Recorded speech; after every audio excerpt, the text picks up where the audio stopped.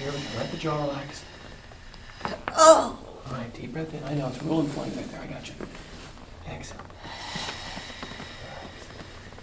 All right, stand there. Whoa. Breathe. Say on the report, degenerative joint disease, and I go, well, no, it's a regenerative joint adaptation. It's not something you can Google, but yet. Started with a COVID infection, just like a severe burning. If I didn't know any better, I mean, it felt like it was broken. Okay. Went to the emergency room. They did all the tests. Heart and lungs are normal. Had several EKGs just to make sure. Everybody's very concerned when you say chest pain. All that was fine, and then finally got a costochondritis. And then when you first started 7 months ago, when you had that infection, were you coughing a lot? Were you feeling like was there a lot of fluid? Or not so much? I did cough some, but not not that much. It didn't seem proportional to the amount of pain that I was in. That was going on, something deeper. They took an MRI and they showed a couple disc injuries, bone injuries, some narrowing where the nerves come out in the same area that wrap around. So we call it the T5, T6 area that wraps around to the sternum here. And so we want to investigate that. I believe that the nerves, for instance, in the lower neck, I was telling you earlier, nerves in the lower neck radiate down your arms, the nerves in your lower back radiate down your legs. So people will have, radiculitis, we call it, down the limbs, down the extremities, when it's really a spinal problem. In the same way, the nerves that go to our front part of our chest wrap around from our back. So we want to check and make sure that the back is healthy, the back is clean, because if the back stays inflamed, that pain won't go away, and then an infection comes in and puts more stress on everything. So they took imaging of obviously there's only so much we can see with X-ray and MRI, but they took imaging of this area, but they couldn't see anything. Nothing's displaced in terms of medically. Nothing's broken. What did they tell you other than they kind of give you prednisone, you said? Right, so I tried a couple rounds of prednisone to help with the inflammation. It didn't touch it. My primary care doctor is hypothesizing that the degeneration, the arthritis, the bone spurs that's showing there on the MRI is from a car accident that I was in. Tell me about that.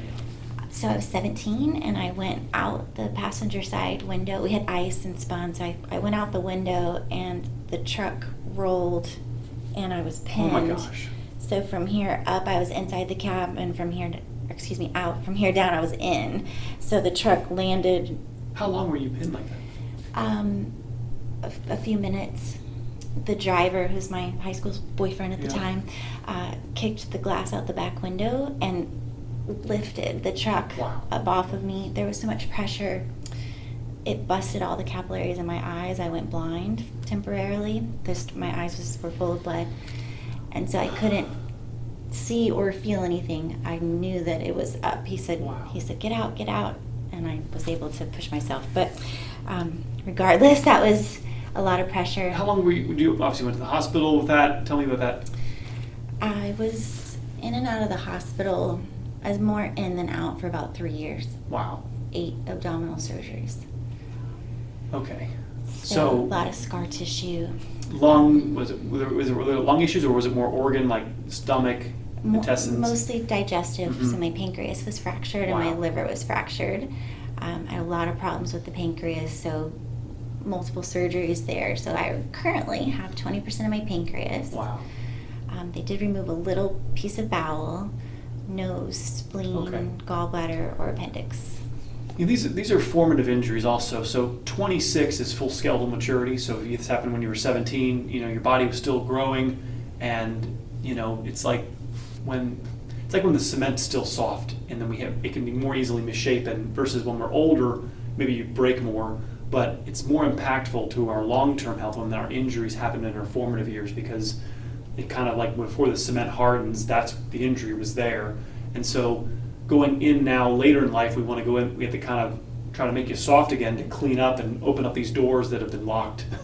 But I believe that to be a large reason for why, that's why it's hurting on the front is, because of those injuries to your back. And I call it treating posture. I treat posture, and by treating posture, the nervous system can be cleaned, meaning that the nerves aren't going to be irritated. I was saying earlier, our spine is made up of little holes with little holes with wires going through them, and they're mechanical. And so if I bend, right, the holes change in size, or if I tilt, see that? They change. The size of that hole can change, and so these wires wrap around to the front. Obviously, the rib cage would be attached here, and these would come out and go all the way around to the front. So when we have disc injury on this model, it shows the disc comes out and it can hit the nerve, and that nerve would then radiate pain to the front, or even only. I've had people come in with sciatica and they just have foot pain, right? They don't have any lower back pain. They have no glute pain. My foot's killing me, right? So you can have it just where the nerve goes. Typically, the thoracic cage is not an area that is ever operated on unless you have a bullet wound, or it's not. Everybody seems to get operated on down in the lower back and the lower neck, and that would be, to me, what would happen long term is the more injured that chest is, the more stiff it becomes, and then the adjacent area is overstressed. So we want to not only try to clean up the tissue in the middle back, meaning get it moving, get it flushing, so that it will feel better, but also for the sake of the surrounding areas. Cross your arms for me. We're going to start really easy here. We're going to take a deep breath in for me. Head back for me. Move real gentle here. Exhale. Let it all go. All right, deep breath in for me. Exhale. Let it all go. Here we go. Let the jaw relax. Oh! All right, deep breath in. I know it's rolling flying right there. I got you. Exhale. All right, stay there. Whoa. Breathe. We don't feel things that are frozen. That's one of the common medical treatments for something that gets injured is we put a cast on it, or put a boot on your leg, or lock it up. And while stiffening up an area will make it feel better, unless you want to live for another only 5 more years, we want you to heal with mobility. I don't want you to heal more frozen than you were before you got injured. And that's typically what happens when we have a trauma of that severity. When you're 17, your body believed that it was going to happen again, right? That you were going to crash and get pinned. And so it starts to put up walls and fortifications. That's what on the MRI report it says bone spurring. You're saying the bones will actually grow larger, kind of like a muscle, in anticipation of another injury, right? It like beefs itself up like a callus on your skin. The skin becomes thicker to handle more stress, right? And in this, like if you dig ditches with no gloves, your hands become all calloused. It's not a disease process. It's a thickening. It's just like a bolstering or hardening of the skin due to the stress that you placed on it. And so in the same way, your body will, add bone. I don't look at it as a disease. They say on the report, degenerative joint disease. And I go, well, no, it's a regenerative joint adaptation. It's not something you can Google, but yet. But the point is that the bones regenerate and get larger when they're stressed out.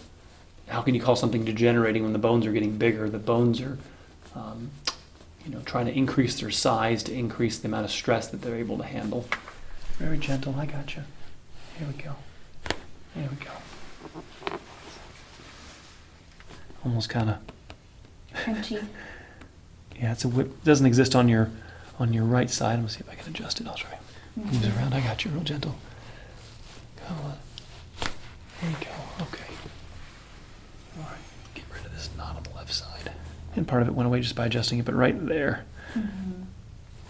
And you'll see it in a second when we gua sha you. The area that's injured will actually fill up with what we call lactic acid, which is cellular exhaust. And when we comb the tissue, some of that acidity will be visible. There we go. There we go. Lactic acid is a nerve irritant, so the nerves are sitting in the interstitial, or sitting in the tissue around the lactic acid. They become irritated more easily. So we can have small disc injuries coupled with some inflammation along the spine, and then now the nerve's hurting, combined with an infection. All these things kind of additively bring a nerve to its threshold. I wasn't moving much. I basically was in bed for a week with COVID, and then when this pain started, everything hurt. I couldn't even unload the dishwasher. It's awful. So I haven't been able to move very much. All right, we'll clean your spine. We'll get her. But this knot here on the left side of your neck is, that's not a small injury. This would eventually lead to lower neck injuries, and if they're not already there. this is where a cervical MRI would, tell us how your spine is aging. So, when you're 40, you expect to see a 40-year-old MRI, and that's okay. We don't want to see a 60-year-old MRI when you're 40. Evidence that your spine is aging at a faster rate. We want to see age-appropriate pictures, and just a little comb with a smooth edge. And after the thumb or elbow, this is like oh yeah, this feels good. Yeah. Much nicer then. But yeah, right there, you can kind of feel what's stuck, what's been bound up. I try to rub it myself sometimes. Right there, yep. Kind of like, I always think of like a necklace, or like your hair, it gets tangled in a ball, and you have to try to keep combing it how many combs do I have to take until it goes through easily. You understand, it shouldn't catch. When you brush your hair, it shouldn't get, snagged. In the same way, when you gua sha, there shouldn't be that kind of internal fluid catch. And there's a mark coming out right there. That's what's been trapped.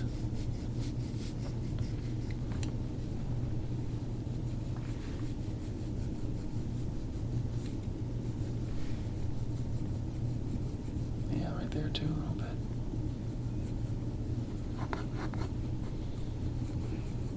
I did have whiplash once. And I'm sure, even that one, your neck got whiplash even though it wasn't the primary. Right, yeah, so maybe twice. Another accident or? It was an accident. I had a dog, Oh, and we He were spun you. playing, and he was running downhill, and I thought he was gonna zig, and I was gonna zag. Anyway, he ran right into me, clipped me right under the knees, Oh my. and my ears bounced off my shoulders, Oh, no. and then I landed on my head, and I got up, and I was like, oh. Well, I feel okay. It wasn't as bad as I thought, and then the next day I could not move. Right, easy. Chin up for me. There we go. I know. Yeah, I know. I know. That was a tough one. So the main goal of the table here is to make it approachable, make the home stretching approachable. What happens is if our back is so inflamed and tight and sore, I don't want to stretch when I go home. So if we use the adjustment and the massage and the gua sha as like a stress test to clean the spine so that now it's approachable for you to do at home. Mm-hmm. And eventually the care transitions from kind of heavy me to me giving you the reins and giving you a toothbrush kind of idea and you caring for your own spine. But when it gets this built up, like this knot right here, this takes, a handful of this to make a dent in this thing. That's not a small knot right there. Yeah. Yeah, that's a significant. Like I said earlier, it doesn't exist on your right side, and then on her left side, right here, there's a very, this is related to where that, truck was laying on you, right there. Your body added all this material in anticipation of another injury. All right. I did try using the back pod. Have you heard of that? Okay. It's like a really popular for costochondritis all over the internet. It was created by like a physiotherapist, Mm-hmm. and so I did try that a lot. It some days helped and some days made it worse. I gotcha. No, we got to clean your spine. I believe this is more of a radiating pain from the back because they have these spinal injuries in here, inflammation of your back, posture that kind of oversees the whole thing. That then the area, yes, the costal cartilage is inflamed, but because the costal cartilage has to be innervated by the nerves that leave your back, right? And so, I'm not disagreeing completely, but the source of it is your back. And if we keep chasing the effects, we'll never get to the cause. We have to get to the source, which is back here. We have spinal injuries that have been left unchecked. They didn't even check them when you were 17. I didn't eat. I couldn't eat solid food for months. Oh my gosh.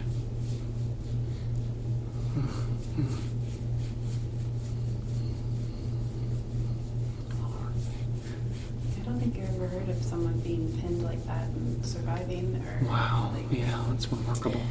Well, it was, I think in part because it was freezing cold that day. Wow. And I was laying on a freezing cold ground, and I Wow. think it acted, sort of like using ice. Wow.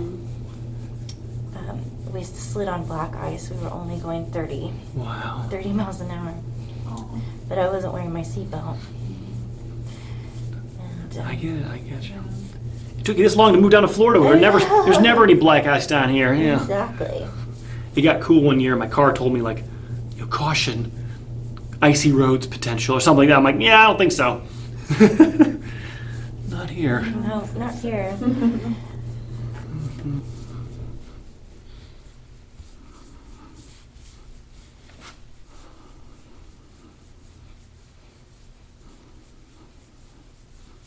You okay? Am I going too hard? I'm going too hard, please? It's okay. It's intense, but All it's right. okay. All right. It feels good. We got to get all of this. I want Hurts good, I should say. Yeah. Eventual goal is that you have your back massaged or adjusted, and it actually looks something you look forward to. That there isn't any difficulty, and what do you got, Ed? Is that all you got?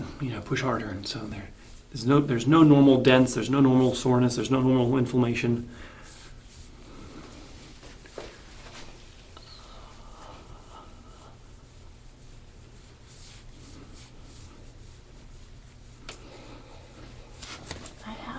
I had quite a bit of body work done, but not on my spine. I had a lot of myofascial stuff in my belly. Mm-hmm. And you might need to have that done for a while. I mean, all the scar tissue, like you're saying, from the ruptured organs, and there's all the soft tissue that you have to cut through to get in there, right? So we have things that weren't injured in your trauma, right? That then were injured by the surgeries. Mm-hmm. Right? So now you have extra injury because you're trying to address the critical things that are deep, but you have to damage all the stuff at the surface to get down there, and there's nothing you can do about it. Just your liver was. My liver regenerated, and so I have all of my liver. That's the main one that I would think would be in terms of toxicity. But again, it has to be mobilized. So what happens is when things are in the muscles or in the interstitial, they're not a part of the circulatory system. So your liver can't access what it isn't, being sent to it, right? So you have to mobilize the lactic acid, the inflammation that's trapped in these areas, get it in the blood, and then it can be packaged, processed, kidney, and expelled. And when areas get really tight, like I said earlier, that locks down the circulation, irritates the nerves, right? So it's all feeds itself. But yeah, all of this needs to be. Ed, is that all you got? You got to be able to rub your back and not be difficult.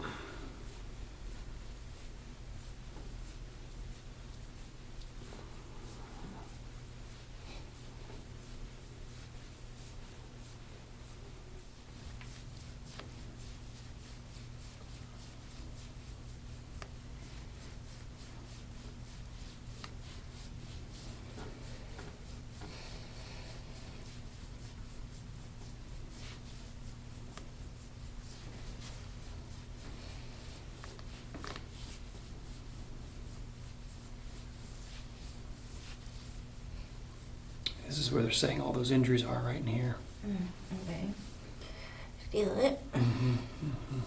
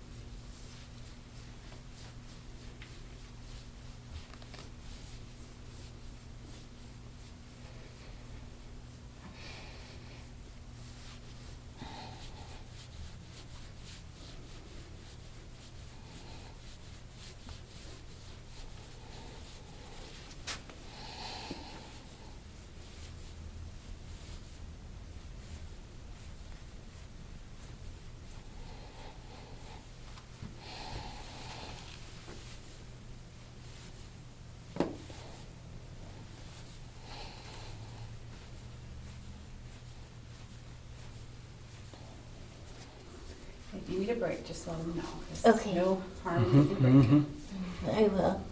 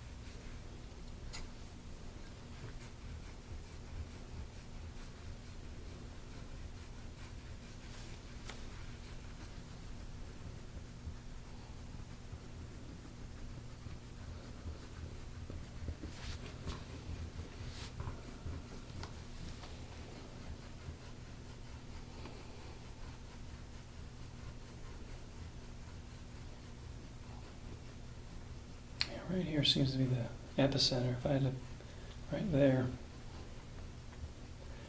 is where the most comes out of you, right in here. Mm-hmm. I think that's right where that rib was wanting to come out. That's really the only place that's really giving me a dark mark is right here. Kind of right over that knot, first knot that I rubbed on earlier.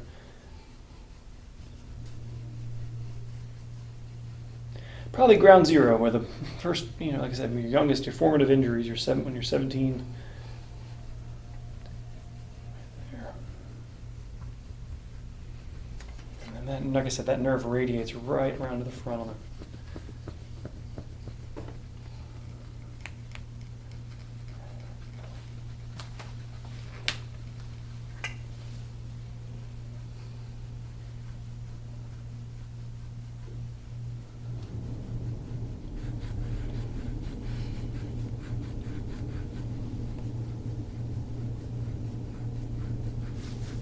The antagonists, they say, well, you're just bursting blood vessels. The issue is that why can't I burst wherever I want? The marks only come out where there's something internal that's blocked. And so you can't just make a gua sha mark when there's nothing internal that's been trapped and injured. And then it usually directly correlates with where you'll feel the most soreness, where, there's something there. Mm-hmm. It's like right here, both sides on this. Yeah. Right. I feel like that area moves a lot. Just, when I wake up in the morning and I'm just trying to stretch and or just sitting in a chair, I get stiff and I wiggle, and that's kind of the area that I'm trying to get to move. You're trying to get to move, right. It's like an itch your body's trying to scratch. See, the mobility washes the tissue, and so you kind of know that if you can just release the pressure that's trapped in there, it'd feel better. Now, ultimately, I'm going to show you a tool we can use to lay on our back, and we're going to put it right here. And it's a little bit more pinpoint than a roller, but it can be used at home as like a toothbrush, I think of it. You use it to try to help you alleviate that symptom that you're describing of feeling the need to pop it. As you get your posture better, you won't feel that desire. Once it's moving properly, you won't feel that desire. But there's something inside that needs to be released. Quite obvious there.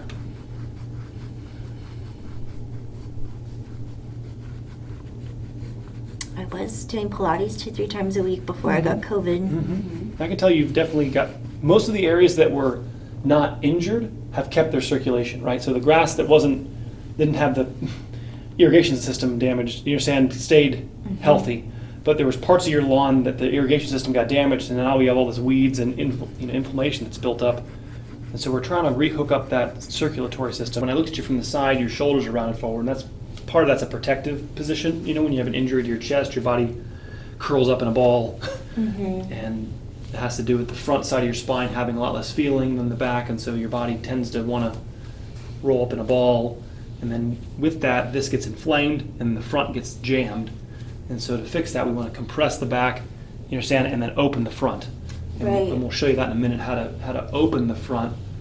Sometimes the actual ribs will ride up onto the sternum, so they'll become like little bumps, and that's because it's so jammed on the front that the rib is starting to actually rise up and come up on top of the sternum. Yeah, at some point someone suggested that I needed to strengthen that area in my back there, and so I was trying to do exercises with the bands, and I could almost feel when I would squeeze in the back, I feel the front popping out. Correct. Yeah, it caused a really bad flare, really bad.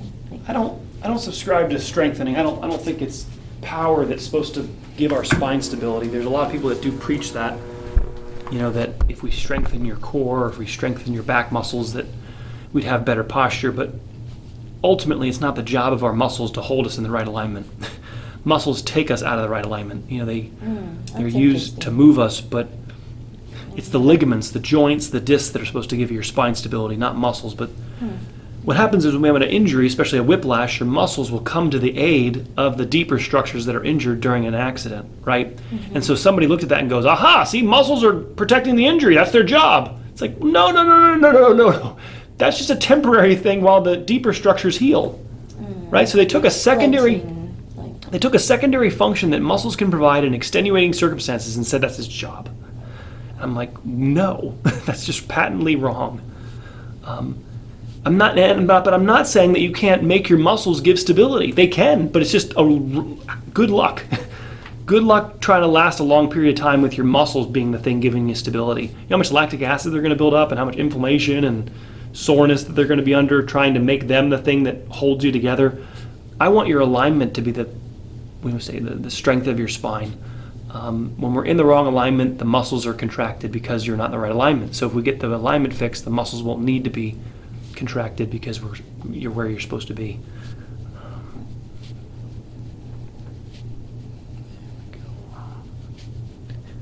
So when I did all those adjustments earlier, I was going through your spine and just sort of feeling and seeing, do you have all the members of your team working, right? There's 24 vertebrae, and I wanted to get a sense for how much of your spine actually functioned, right? Mm-hmm. Functions. And, and there was many parts that were reluctant. Some parts were like, oh yeah, we'll move. And I want your whole spine working as a team. And that's kind of the goal of the first 5, 6, 7, 8 visits, is to make the spine work as a team, and then the stretching maintains that. Okay. And so today would be a great day to do an Epsom salt bath when you get home. Okay. The Epsom salt will help to osmotically pull the inflammation. So it causes sweating, sort of like going in a sauna. Mm-hmm. Just causes sweating, and then with the sweat you take the inflammation from inside the body and you sweat it out. And make sure you drink extra water. It's a curve of diminishing returns. We get a lot of change quickly. Probably 50% change in 3 months, mm-hmm. 50% all the, in terms of where we're going to be finally, and then it becomes harder and harder. So then next 25% happens in 9 months. So we're at 75% at 1 year kind of idea, and it gets harder and harder to get back to where you were before you had these injuries. But even just changing 50%, just bringing you 50% back to home is, oh my gosh, I'm a different person. Yeah. It's like we stray pretty far. That middle back is tightened up significantly, and so unlocking is going to give you huge rewards. This is what we're dealing with. Oh, wow. You can get that sense of that in there. Okay, so that's the real bad spot. Yeah. We want to get that's where the nerves travel through that. And like I said, there's a little bit on that right side. Okay. But the rest of the spine is like I said, either Pilates or you've been able to keep things flowing on your own, but definitely there's a lot of congestion. Wow. Not coincidentally in the same area where the nerves that radiate around to the front. Path this is through. Where I was getting Mm-hmm. most of the pain was right there. So we're gonna try to clean all that out. Epsom salt on that. My first, checkpoint is let's get a lot of this inflammation gone, and then see how this changes. Okay. And it's still the same. Okay, then we'll start rubbing in the front. You understand? But I believe a majority of this to be from your back, mm-hmm. and these knots and trauma that you've been through that have collected in here. I got you. Breathe in deep for me. Easy. We're going to try to arch up a little bit. I got you. Good. Good. Breathe for me. Exhale.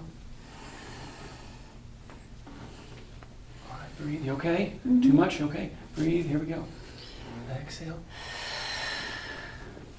All right. Okay. All right. We're done. Just put your arms back down for me.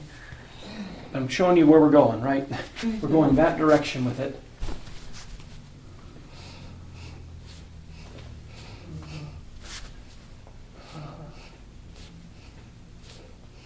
There it is. Yeah. It's got to be held. Now the idea is now that we got it adjusted, do you understand? Now we hold, right? So we actually hold pressure, keeping it compressed. Remember how the backside has a lot of feeling, so our natural kind of drift is to round forward and to curl up in a ball. We want to use the loosening that I just did to not make it easier to bend forward, but actually to reposition you back upright. Okay. There we go.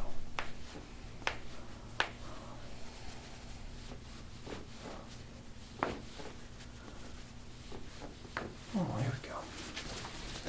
My dad used to pop my toes in the hospital. Oh, Dad, what are you doing? Oh, good. Yeah, Dad, I mean, he's trying to help. So he'd come in and pull my toes. Get some blood flowing.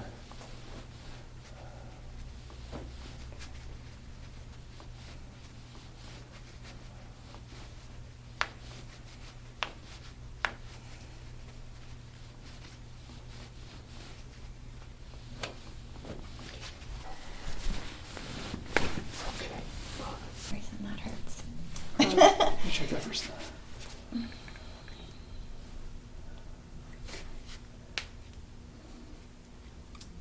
Do have a little bit of trouble with that wrist. It just doesn't go 90. Was this injured in that, you think, too, or? I'm not really sure. I just always like... Hurts to bring it back? Mm-hmm. Uh-huh. I just... that one, too. I just don't do that. I just avoid it. So Don't when I use do it? the, Mhm. when you have to do planks or anything, I just go on my elbows. Gotcha. It's just a joint. There's just joints in here, and they're kept healthy through mobility. And what happens is if we don't use it, we lose it. But it's something that if you want, we can, you can restore. It just, you have to have like a Sherpa to Mount Everest. You have to have a guide to get up these mountains of, confrontation. They're just knuckles. And what happens is if we don't move a joint, plaque, crystals build up in the joint. Now it hurts, and then you go, I don't want to move it. Then it creates more plaque.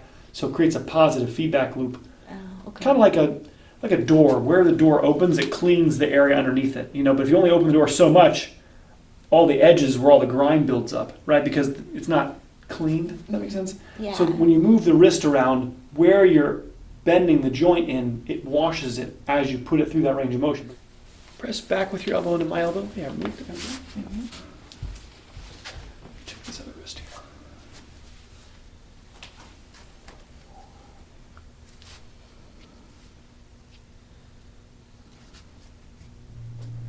Much. Like I said, I think that was injured. Or something's happened to that right wrist. This is much softer. Mm-hmm. Yeah. Yeah, it's just it's you don't use it, you lose it. You have an injury that then makes you not want to use it, and then we lose that function. All right, hand it for me. Same thing. Press back here. Here we go. Good. Okay. Easy. Tilt your head to the right for me. Tilt head right. I got you. Really easy. Tilt right. Uh-huh. Oh, wow. There we go. Go ahead and tilt your head to the right for me a little bit. Tilt. Okay. 1 second. 1 second. Go ahead and tilt left. It does hurt sometimes. All right, I got you. It's okay. Tilt left. Okay, it's okay. It's surprising. Get the idea. We're going to stretch these shoulders back. To change posture, we can't just hold it for 5 minutes and it change. The ligaments take about 20 minutes to fatigue, meaning that you're really not going to have any ability for there to be a permanent change until you get to a 20-minute stretch, even if it's at a mild depth. Does that make sense? But we have to try to get to 20 minutes. That's where time is more important than depth of the stretch. What happens is when you're on this device, it's really not asking you to be flexible where you're already flexible. It's asking you to be flexible where that's pushing. And that area is, like I said, resistant, injured, and so it's going, you're gonna get in another car accident. So it's put all this foundational, concrete cement in there to protect it. And now for the health of your nerves and the health of your lungs and rib cage, we have to go in there and try to clean that up, get it moving. I just wanted to show you this. So we made a piece of foam, head back. There you go. This one's a lot easier than the back one, but same kind of principle of holding you in a curved position, molding it, it being pinpoint. So many of the devices you'll see sometimes on Amazon, they're more broad, and the more broad the stretching device is, the less intense it is, the less likely to get sued. And so you understand these devices are made a little bit more pinpoint, a little bit more intense, but they're more effective, but you have to be under care and guidance to use them. Take a deep breath in. Head back for me. Exhale, let it all go. Easy. Good. Deep breath in. I think we're all close to the wall. Exhale. There we go. Good. Deep breath in. Already. All right. Let it go. Good. You did good. Everything's closed. You actually are, you're saying everything's compressed. The idea is now hold it, right? Because vehicles and seats and loading dishwashers, you're saying take us back forward. And that's where every visit, by counter stretching you, your body will become more centered. Hang in there. How you feeling? How you feel sore? I'm a little bit sore, but I'm glad I came in when I was feeling stronger versus when I'm in mid-flare, because I don't think it would have been really tough to... Sorry. You've been through so much. What a story. Remarkable, and I'm glad you're here, and that wasn't the end of everything, was on that drive. I just tried so many different things. So when I stumbled along the video, I was like, I gotta go do that. So I'm so glad. Thank You you. did great. All right, thank you so much. All right, thank you. Good.